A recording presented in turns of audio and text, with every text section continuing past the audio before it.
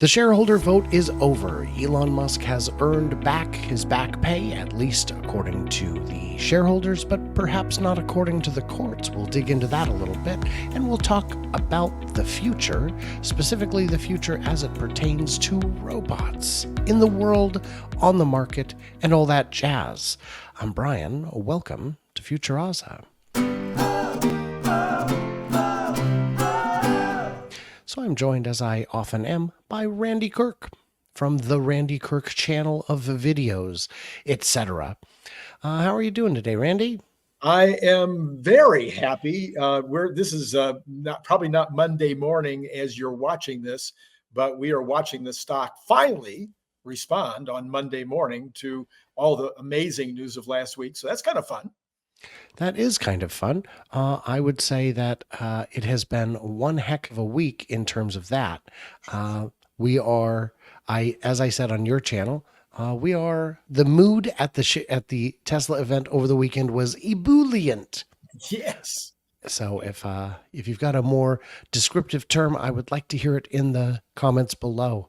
And then, of course, the opposite for the people who hate Tesla, apoplectic. Oh, they're not doing great. Yeah. So here we are. Question for you. What's next for shareholders? Wall Street pros weigh in. So what happens now? Are we going to face unacceptable dilution? Are we going to see the market flooded with shares? Are we going to see Elon leave anyway now that the pay is done? Why would he stick around? What's next, Randy? Wow. Well, of course, I don't think any of those things are net. Well, first of all, the dilution is already built in, so that nothing changes with regard, assuming that the courts actually facilitate this shareholder decision. We do have a long way to go with regard to that. That would be a way more important subject than the subjects that she apparently was bringing up in this article. But if the courts do eventually give Elon his shares, he will then need to probably sell some in order to pay the taxes. So there will be some kind of transactional aspects of that. But mostly, I think you would agree. I think the world of the Teslaites, the folks that love Elon and love Tesla, feel that he will now be more engaged. I think that's probably true because of the love he got. I don't think it'll have anything with the money, but that kind of enthusiasm that people went to, the effort, the trouble they went through to make those votes and to be behind him to prove that there really are willing to spend time and money to get the job done. I think that will enthuse him. That will cause him to be excited and if anything, more engaged. One misconception is that this is going to automatically close the whole chapter and it'll be done. And that's not the case. This is a piece of evidence to bring back to the negotiating table. Where we're at now with the court case, as I understand it, is that the judge said, this is the verdict. See if you can settle it before I step in and make a ruling that neither one of you might like. And the big contention was, yeah, it passed by, 73% of the vote, but that's because people were lied to and didn't have a complete picture and it was all BS, whatever. So they put it up to a vote. You have the whole picture now. Everyone is fully informed and it only lost 1% of the vote. Only 1%. It's now 72% approved, which is a blowout in any vote. And that's with institutionals, many of them very large and vocal, saying, we will definitely not vote for this. We didn't vote for it last time. We won't vote for it this time. Okay, so your vote hasn't flipped. It's still the same. That's good to know. But then you've got people like Professor Leo Kogwan who's saying, I am not voting. I voted last time for it, this time against it. And he has a lot of shares. He could be that entire 1% that flipped. But I was not a shareholder in 2018. I am now. And a deal's a deal. You pay your back pay. That's just how it works. So do you trust him or not? So the last thing I wanted to say on this is now that this is, at least this chapter's behind us, we know how the shareholders feel. Does this change anything legally, do you think? Will this be sufficient to get us past the Delaware decision? All right. So, of course, I have been extremely vocal and spent hours of video time talking about how horrible the decision was. And I do that, for those of you who don't know, from at least a little bit of legal background. I have a law degree from the ninth best law school in the United States, maybe the ninth best in the world. And you can look that up. But but I haven't practiced a day, and I haven't studied law for about 4 decades or so. But having said that, I think it was a horrible decision to begin with. It was clearly based on the fact that she thought it was just too big. It was just too much. It was just, why do you want to make the richest man in the world that much richer? And that's not a legal reason. That has nothing to do with how you make a decision with regard to corporate law. So, given that, I don't know if she'll change her mind. However, I think the Supreme Court, where it will be appealed to, the Supreme Court might see things differently. And I also have the sneaky suspicion that the Delaware bar, which is made up primarily of corporate attorneys because they're the corporation capital of the country, the Delaware bar makes a lot of money off of all this corporate activity that takes place in Delaware. And they might be whispering to the members of the Supreme Court. They might be even whispering to Judge McCormick, this is a very bad thing for our state. People are leaving, and we need to get this rectified. So it may not end up coming down to the legal, how you would get justice. It may just turn out to be what's good for Delaware. And I would agree with all of that.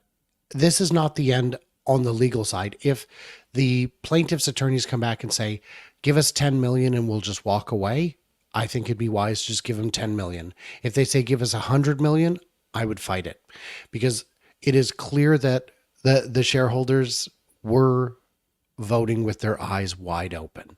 Yeah. And the fact that the only 1% decrease, I mean, come on, let's not get crazy. In terms of the dilution, I will say that he would be likely to execute one tranche at a time, spread out over as much time as possible to minimize the impact, because every time he exercises a tranche, he would need to, he cannot sell those shares, but he can sell other shares to pay the tax for those shares, which is what he would have to do. He doesn't have a pile of cash. He doesn't swim through his gold coins like Scrooge McDuck. I think that would be fascinating if he did, but that's not a thing, you guys. It's a cartoon. So it would be slow and over time. And remember, he can't sell the shares he acquires for at least 5 years, which means he is in this for the long haul. We have spoken too much about this, Randy. We need to get on to the future. This is great. There was this tweet that just, hey, we did a bunch of stuff. We got, here's what we did in 2018, 19, 20. We got some superchargers out. We started operations on opening global superchargers. Oh, and by the way, just to be right before to be continued, deployed a couple of bots performing tasks in the factory autonomously. Now, I'd like to go on record and say that I was the first one to say that wasn't going to happen. And I think the first person to say it was going to happen was you. Well, let's just say that Scott Walter and I, a year ago, said that we thought there would be bots working in the factory by the end of 2023. So we were kind of like Elon. We were too optimistic about the timeline, but we were not too optimistic about the reality. So yes, we've been saying that for a very long time. The next step, however, is that we're not going to be talking about 2. We're going to be talking about thousands. So that's where the real rubber meets the road. So we will get there next. That is our next slide. And I will tell you that when you say you were wrong on your timeline, the end of 2023 and when these bots were deployed was less than 2 quarters. We don't know how much less. We don't know when the bots were deployed, but it was less than 2 quarters. So that is a margin of error that I think is quite acceptable. Inc. magazine, the #1 publication among squid, says that Musk says 1,000 Tesla androids will be working in his factory next year. That is, again, within about a quarter or 2 of your estimate. Is that right? Well, from a year ago? Yeah. So now we don't have the actual, I don't have it. Neither Scott nor I made this estimate specifically with regard to the factories. We thought that there would be 1,000 test robots by the end of 2023 also. So we thought there would be some working in the factory, but we thought there would be 1,000 robots just for training.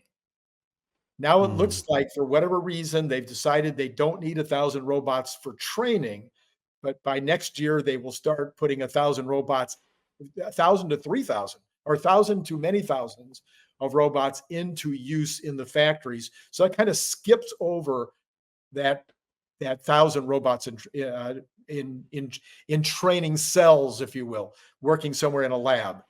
So that is extremely exciting, though, and clearly, again, within a few quarters of how we would have estimated the factory to be using robots. Yes.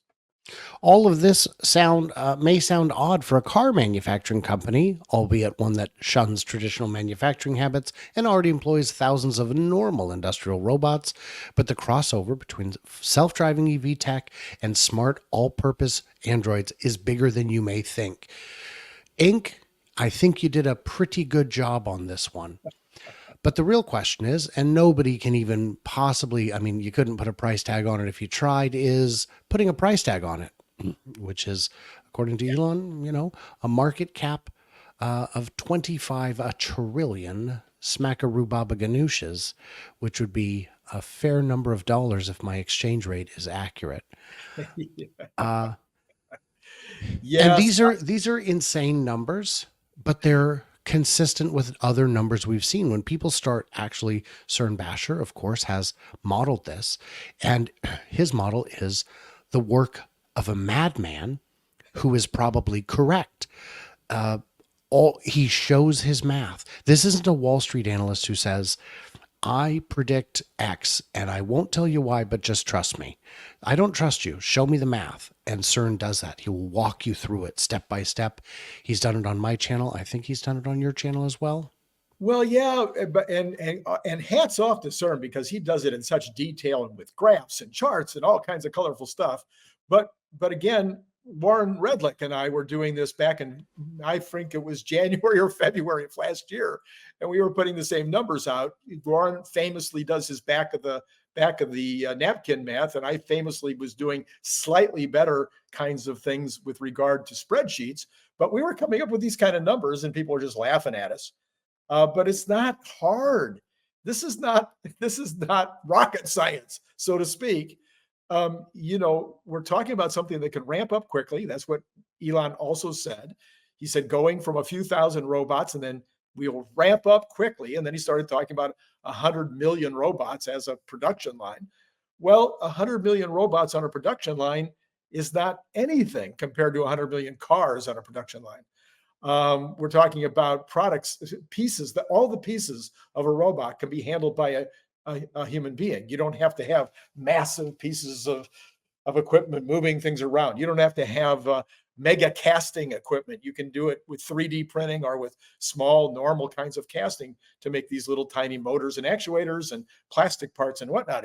It's just a much easier, smaller footprint factory, etc. Going from, making a few thousand of these in 2025 to making tens of thousands or hundreds of thousands in 2026, 27, it's not a big deal. It's not a big jump. And and this is something Wall Street is not modeling. We are not seeing this in a lot of the analysts' figures. So if you believe this has an upside at all, if you believe that the valuation of this business line is a number greater than zero, then your current understanding of the market cap, valuation, and value of the company is inaccurate. I would like to add one fun line from here from Bull Bear News. Tesla aims to begin limited production of Optimus in 2025 with initial testing in its factories next year. Yeah, whoops.